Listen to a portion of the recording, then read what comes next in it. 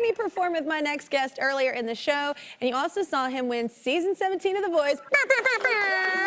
On my team, of course. That's right, Shelton. His new EP is called Love Out of Time, and it's out right now. You got to check it out. Give it up for Jay Coat!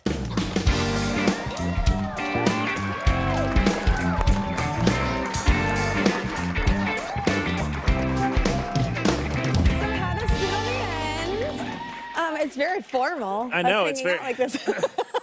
So, yeah, hello. Earlier we got to sing I Would Have Loved You, and I know I say this all the time, but I mean it every time. I love this song. I was so proud of you, not just for singing the hell out of it, but writing such an amazing song, and also just asking me to sing it. And I think a lot of people have related to this feeling. You know, in situations and circumstances with love. And so thank you for having me on it. No, it means of course. a lot. You know, it was so cool because when I was on The Voice, you'd come up to me towards the end, you said, hey, I want to work with you, you know, let's do something. And so, you know, we wrote the song, and immediately, as soon as we got done writing, I said, this has got to be a duet song, and I think Kelly would be perfect. And so I sent it, and you said, heck yeah, I'm in, you know. And so it's funny when you sent it to me the first time. We were busy doing the show, and we were doing a bunch of things, and I was like, okay, I'll listen to it. And I remember listening to it, and I remember, oh, that was a really great song. And it is funny, later when I listened to it and you send it back, you go, hey, I just want to sing this again, I didn't hit. And I go, oh God, yeah, I'm so sorry. I was like, we got so busy.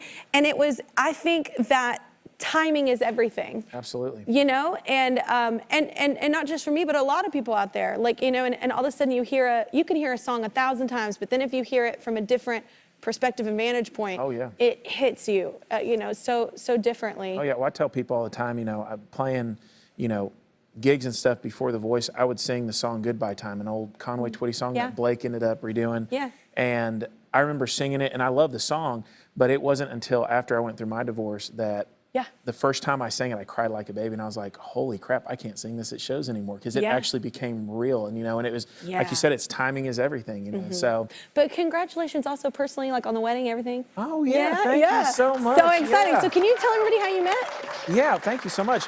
Yeah, so we actually met. I love this story. It's like a long time ago. Yeah, it was a hot minute ago. We met actually 8 years ago as wedding singers in our best friend's wedding. Yeah. She was living in California. I was going to school in Tennessee, and just communicated back and forth through voice memos on Facebook, and then met the rehearsal dinner night.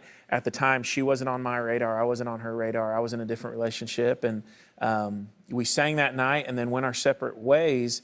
And then, of course, you know, life happens, and you know, that song, God Bless the Broken Road, you go down. Oh, amen, Rascal Flatts. Oh, yeah, exactly. And so, you know, about, I don't know, 3 or 4 years ago, I went on a missions trip, and she had been hosting missions trips, and I just went down there to kind of get away. I was going through a rough spot in life, and I grew up on the mission field, so going back, I was hoping that I would get some kind of, you know, like just a disconnect. And sometimes it helps you get through what you're going through when you help somebody else. Absolutely. And I mean, you know, not having cell phone service and not having emails or calls or whatever, and we reconnected then, and I had a crush on her, but it, you know, timing is everything. And the song, the title song for the album is Love Out of Time, and I wrote that about her because, you know, I had that crush, but it wasn't reciprocated. And so we both go our separate ways again, and reconnected last year on another missions trip, and it was just the perfect time. And since then, you know, during COVID, we started dating, got married, and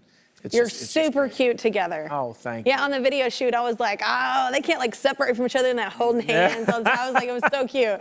And you actually grew up partially in the Dominican Republic, right? Because that's how I learned you knew Spanish. I did, yeah. My parents were missionaries down there. I think I lived down there almost 11 years before I moved back to Tennessee. And so, yeah, it's easily a part of me, you know. I mean, down there, it's one thing to be, you know, Caucasian in the Dominican Republic, but it's another thing to be 6'6" in the Dominican Republic. And they called me. Giant. Oh yeah, well they called me. I mean, everywhere I went, they called me Goliath, which is Spanish for Goliath. And then a little Spanish. And you want to be David in the story, just so you know. Exactly. Yeah. No, I don't want to be. But so a little Spanish is gigante is giant in Spanish. Yeah. Well, in Spanish, if you add tone at the end of any word, it makes it that much bigger. And so my nickname was Giganton for the longest time. And so no matter where I went, there was no hiding. I mean, it was just, you know, a foot above everybody else, but it was a great way to grow up. And I wouldn't trade for it. I'm one of 9 kids, and so we all grew up. I know. I remember you telling me that, and I was like, oh, what a your mom was crazy. That's a lot of kids. She's got a lot of patience, that's for sure. Yeah. Of Job, the patience of Job. Well, everybody, Jake's EP is called Love Out of Time, like you said, and on it you can find our song, I Would Have Loved You. It's available right now. Go check it out. Yep, I'm still here, just waiting for you to subscribe. If you don't, I'll be trapped in this box forever.